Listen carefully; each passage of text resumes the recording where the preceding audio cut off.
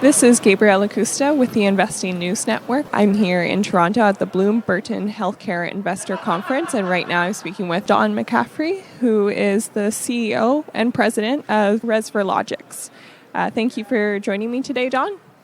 Oh, you're very welcome. Pleasure to be here. Now, we just saw Don's presentation on Resverlogix, and there was a lot of information. Can you zoom in on a couple big points you want investors to know about the company?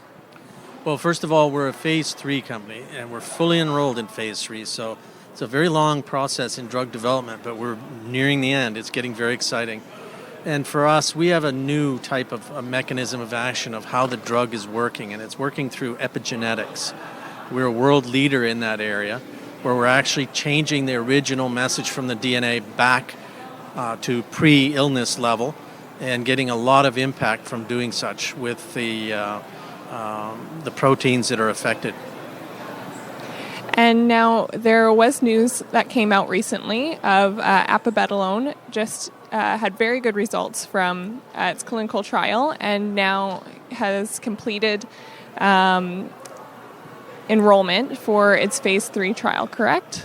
Yeah, that is correct. And the results we had were on a kidney study we did in New Zealand, and we were able to show that your sick kidney patients versus your healthy ones, we did a proteomics analysis of 1,310 proteins, and we were able to show that 289 of those were highly dysregulated in the sick patients. So this is a multifactorial disease. You're not going to cure this with the normal drug approach of going in and attacking one protein and trying to raise it or lower it.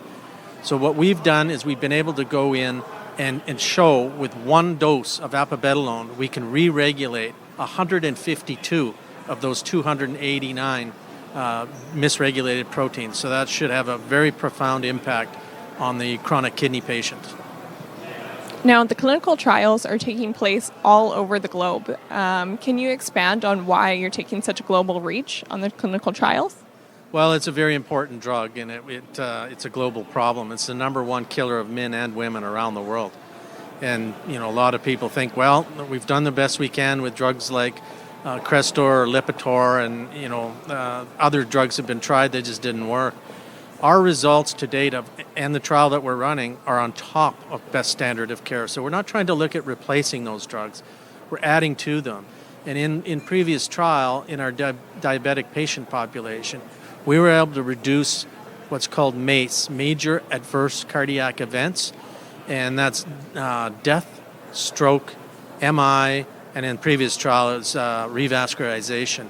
We were able to reduce that in the diabetic patients by 57% relative risk reduction.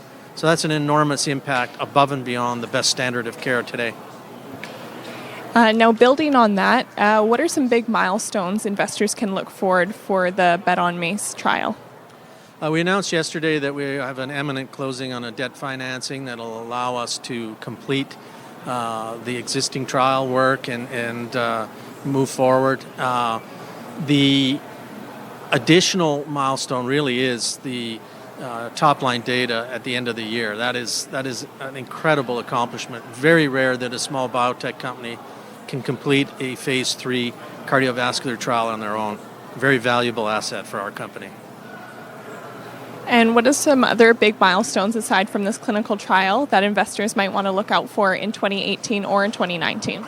That would be the launching of some of our additional clinical trials in kidney dialysis patients and a rare orphan disease called Fabry's disease that impacts a lot of Canadians, and we're hoping to have those launched during 2018.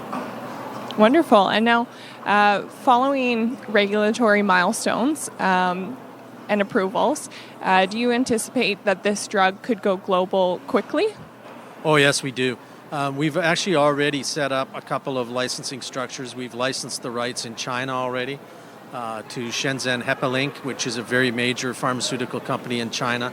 And we've also licensed Israel already to a medicine company, which is a very good cardiovascular sales unit in Israel.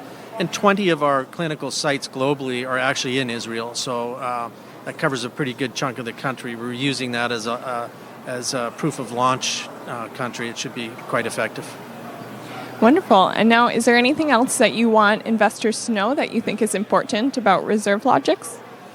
Well, we are working on other licensing regional type of deals in emerging markets, and so we anticipate announcing some of that in 2018 as well.